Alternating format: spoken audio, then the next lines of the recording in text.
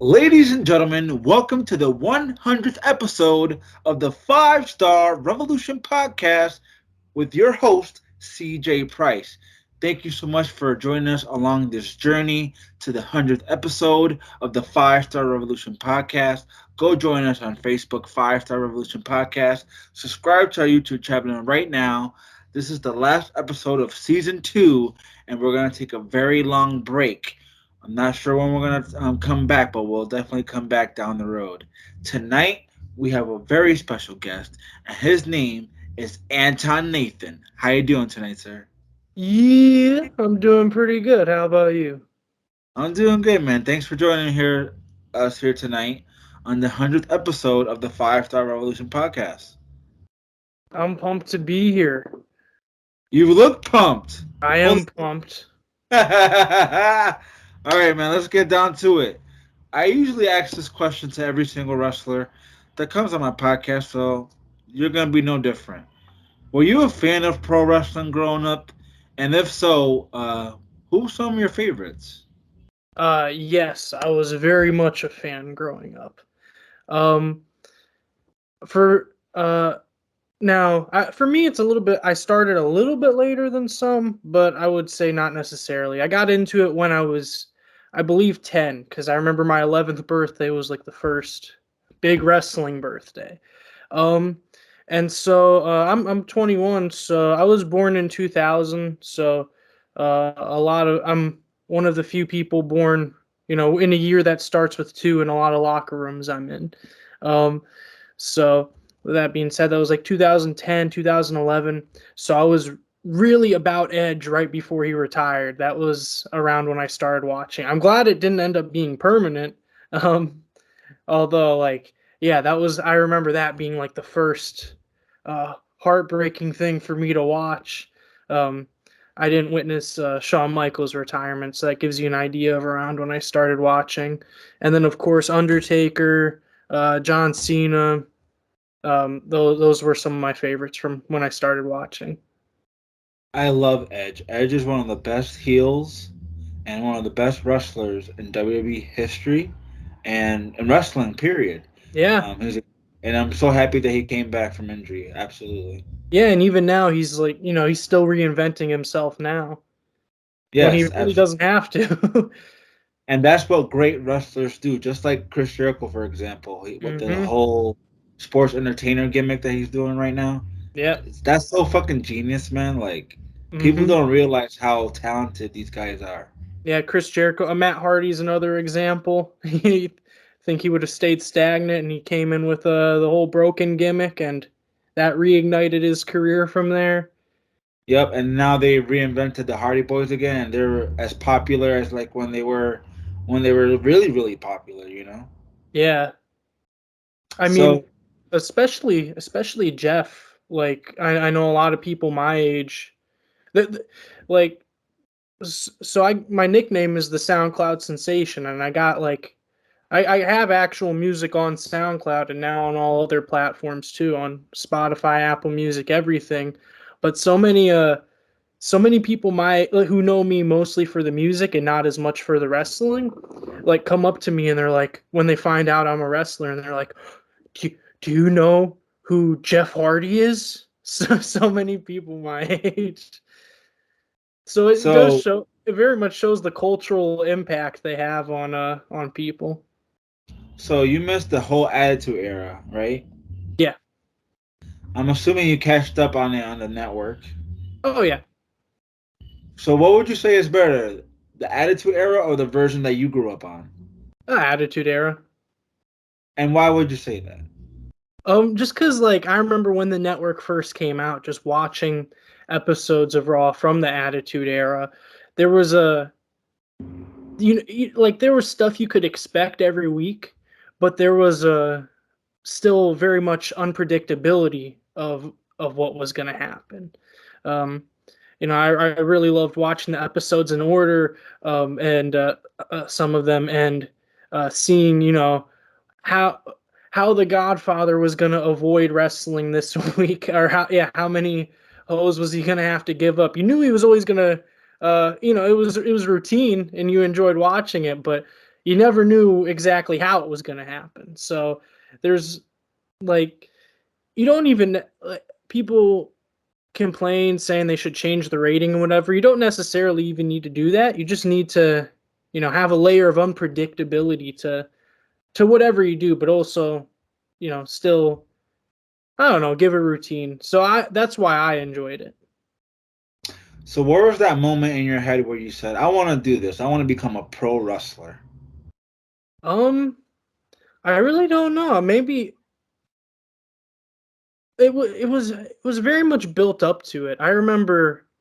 So I got into it not even from watching it on TV, but because I was at my neighbor's house and his dad came home with SmackDown versus Raw 2009 on because it was on clearance, because I think that was around when 2011 came out.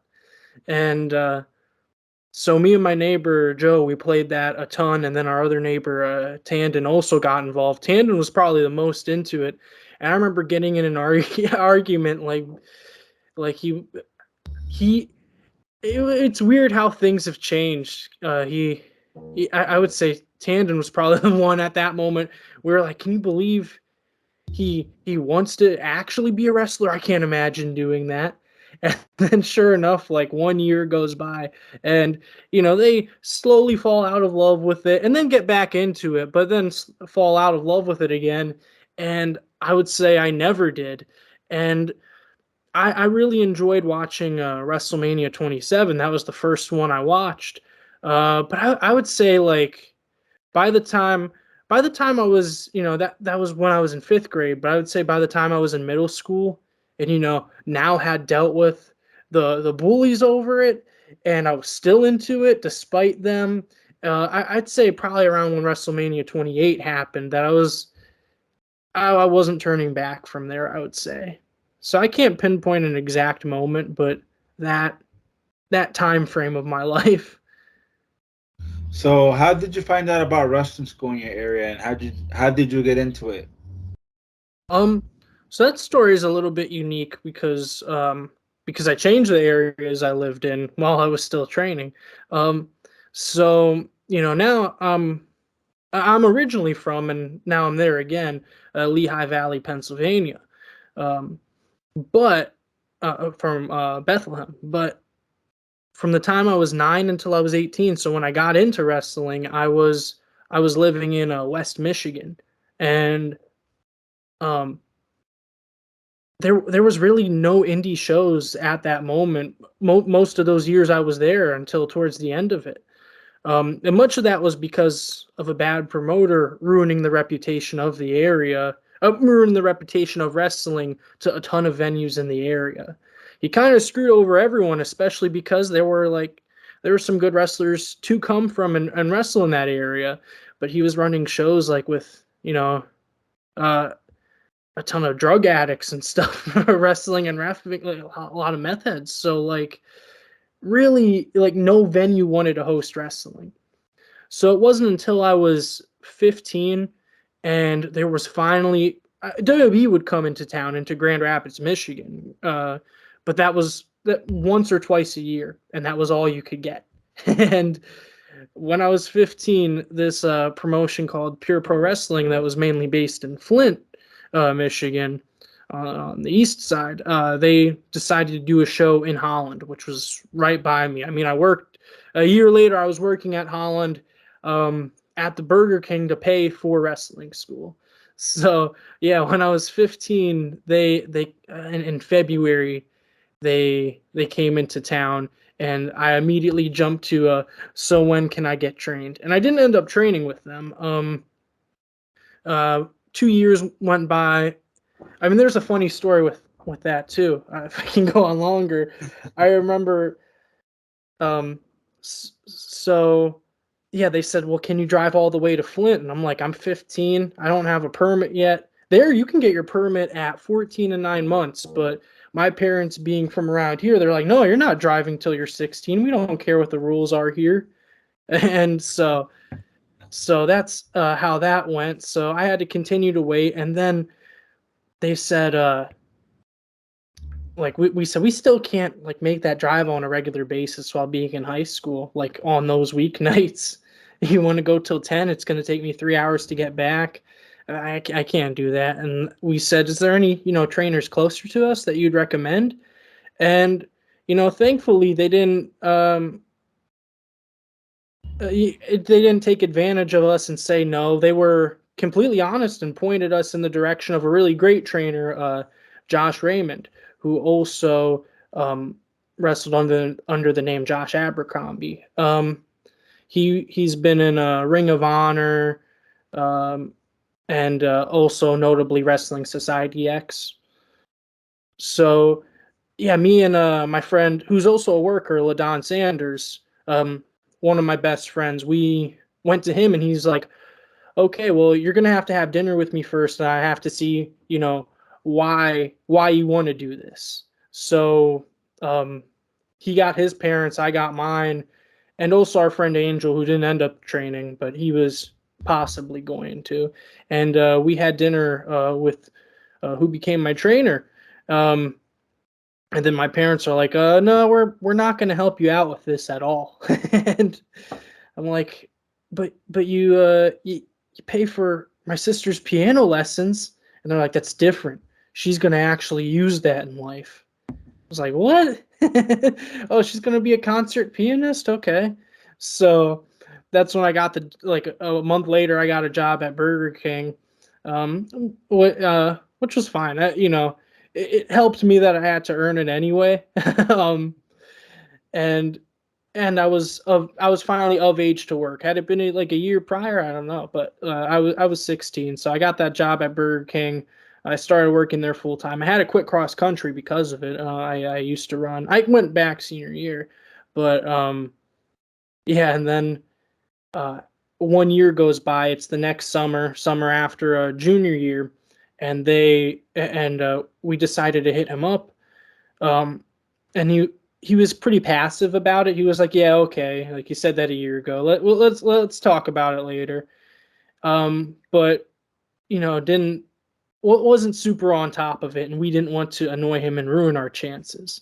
But he friended us on Facebook, so we see he posts, "Oh, I'm promoting my first ever show in Waterville, Michigan. You guys, everyone, please come out and support it." So we decided, we're like, okay, that's a good hour away. Yeah, let's go to it and let's show them we're serious about this. So that's what we did. And literally the day of the show is the day I got my license. I took the test earlier that day, passed, well, went straight to Secretary of State.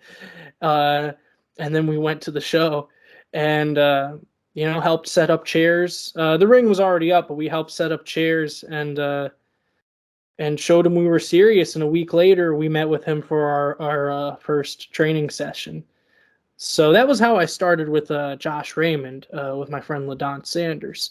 And I trained with him for about a year. And then, I graduate high school a few months after. Oh, before I graduated high school, my birthday is coming up, May 14th. So I had my first match senior year, Cinco de Mayo, and 2018. So I was technically, this is something I really wanted to do. I always wanted to be the youngest to do something. So not necessarily the youngest. There's been younger, but I got to debut before I turned 18. It was only 9 days before I turned 18, but it happened. So I was super pumped over that. And I got to have 3 more matches, but it was still very much under my trainer's supervision, whether he was reffing or in the match. But that's all I was doing at that moment.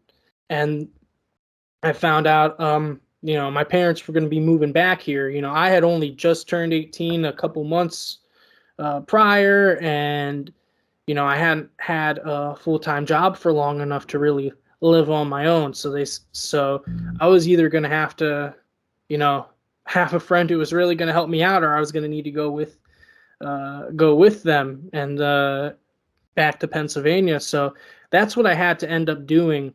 And I took a break from wrestling for a few months unintentionally because I needed to save up again.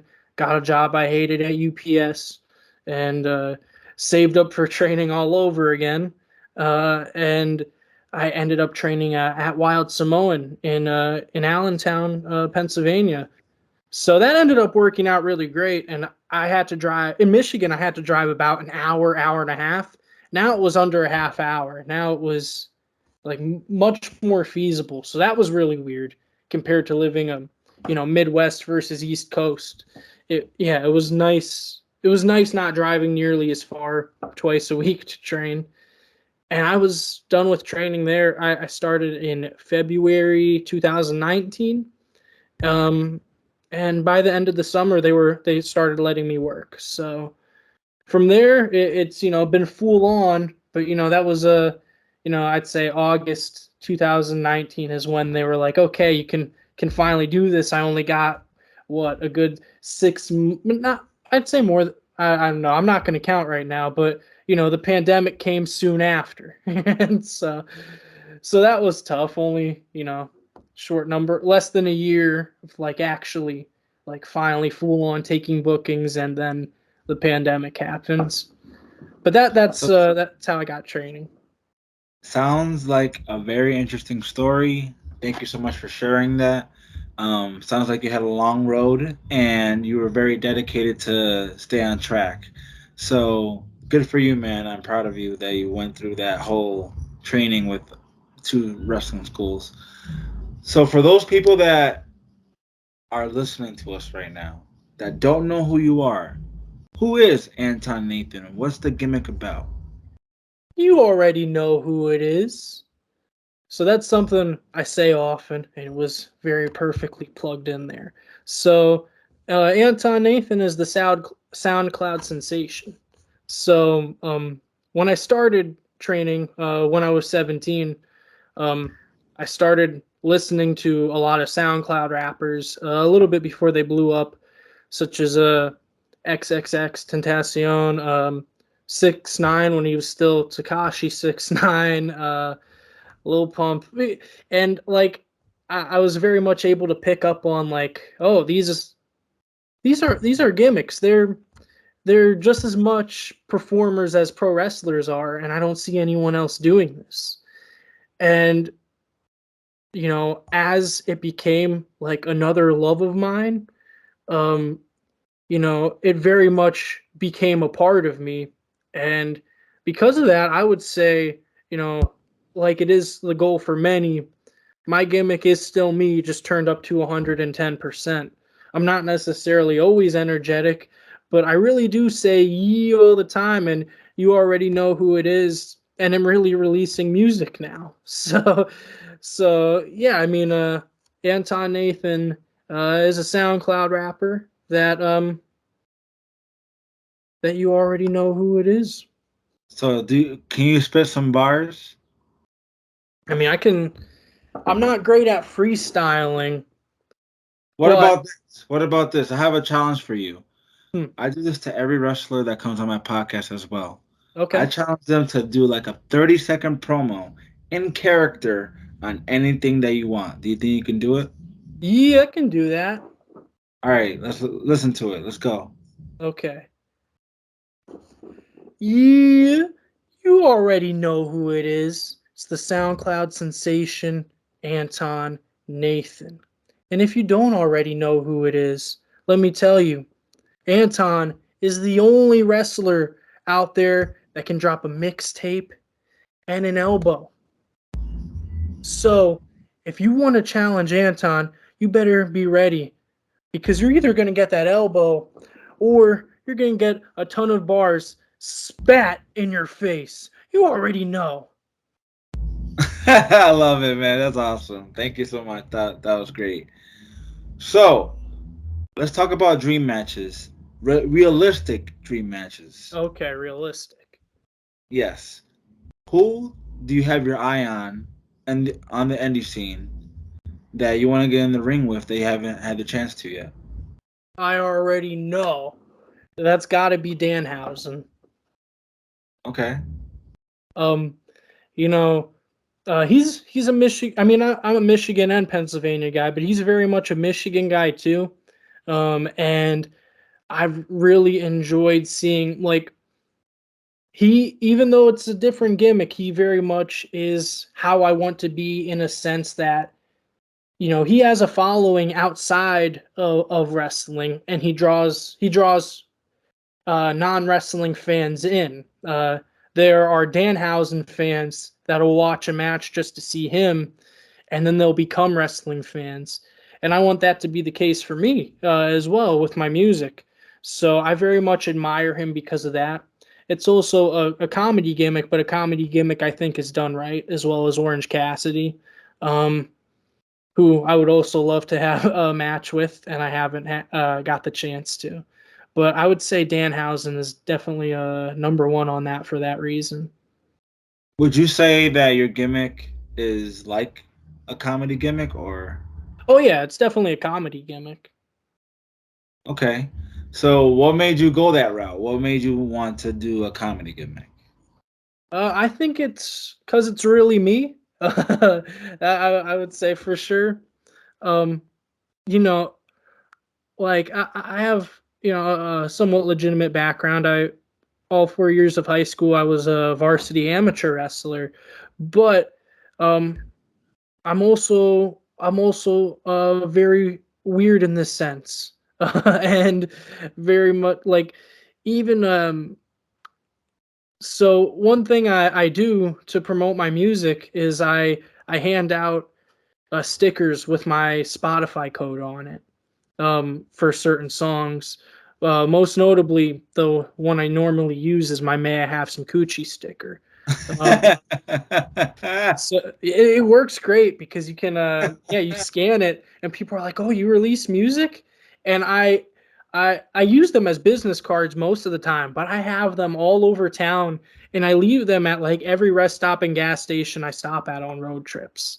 Um but it's like the self promotion's obnoxious, but I've always been that way. Even before I was trained, releasing dumb wrestling videos on YouTube just in my backyard, I had business cards printed out with the YouTube link on it, and I was handing them out everywhere, even at high school wrestling meets and tournaments. I would purposely leave them in the bleachers for people to find them or come up to them with my business card. I had hundreds of business cards printed, so that's how I've always been. Um, so when people meet me in person, I really do want to leave them thinking like that I am a real character, even if they don't know I'm a wrestler. You know, I I want to be different from other people in my personal and professional life, and so I think I really want that to reflect into my wrestling because yeah, it should be you turned up to 110, and that's definitely what it is. I love that mentality, man, because that's what makes you stand out as a performer and as a wrestler in the ring. So keep that up, and I really want to see your stuff now. I haven't done my research on you. I've never seen your work, but now it's intriguing for sure. It's on all platforms, so yeah, if you just search Anton Nathan. And also with that, I have my debut EP coming out pretty soon here, so I've been hyping that up on Instagram like every day. So, what's your ultimate goal to get out of this business? Like, what do you want to get out of professional wrestling? Well, when I was younger, it was very much the typical answer of even before I necessarily knew I would go more of a comedic route, was of like the typical answer, oh, I want to be WWE champion, or oh, I want to be in WWE. But I'd still love that, but that's very much not what it is anymore. It's evolved much similar to Danhausen. I want to bring more into wrestling than I take from it. That's my ultimate goal in wrestling. So um I want to gain a follow. I've making this EP that drops May 13th. It's called "When Life Gives You Lemons." I very much want to have people say, "Oh, oh, like I really enjoy that Anton Nathan music. Oh wait, he's wrestling," and I want them to attend those shows for that reason. I want to draw more people into wrestling than would have been in it otherwise. Sounds good, my friend. I love that, man. That's awesome. I love that self promotion as well. So my last question for you, Mr. Nathan, is what can we expect out of you in the next 3 years? What's in your future, my friend? Next 3 years. Well, of course, a lot of self promotion in many different ways. I one thing I've done recently is a year ago I made T-shirts that were it's just a self portrait of me, and then instead of my Supreme headband, it has the Spotify code instead of saying Supreme, and it's sold very well, and I've actually sold three of those shirts not even at wrestling shows just this week alone. And at the Man, gym, I saw someone wearing it at the gym, and I was really pumped to see that. Um, so very much very much to grow my rap career. Now that we're live again. I mean, this isn't even in the next 3 years. I'm talking about this summer. I want to be not only wrestling everywhere in multiple states, in Michigan, Tennessee, Pennsylvania, but I want to do some live performances, rapping as well. I did a little freestyle once in Tennessee a year ago, and that seemed to get a good reaction. But now that I'm gonna have, let's hear a little bit. Let's hear a little bit right now. Just a little tidbit. Come I on. can't freestyle, but often, know what? You want me to pull up one of the new songs for the Sure. EP? Okay, We got a little bit of time. Go ahead. okay, cool. I'm gonna play it. I think I got it saved on my phone here somewhere. Let's go. So the album is called When Life Gives You Lemons, and very much the reason for that is because the first song on it is called Squeeze My Lemon. Okay. Um, it's very much an innuendo, inspired by Led Zeppelin, who was inspired by it by Robert Johnson. So, uh, okay, I got three songs from the EP here. Which one do you want to hear? We got Whichever one you want, man. Squeeze My Lemon, F the Parking Authority, or Pushin' C. Pushin' C is the only clean one. All right, let's do push and see because we're on YouTube. Okay, cool. We'll do Pushin' C then.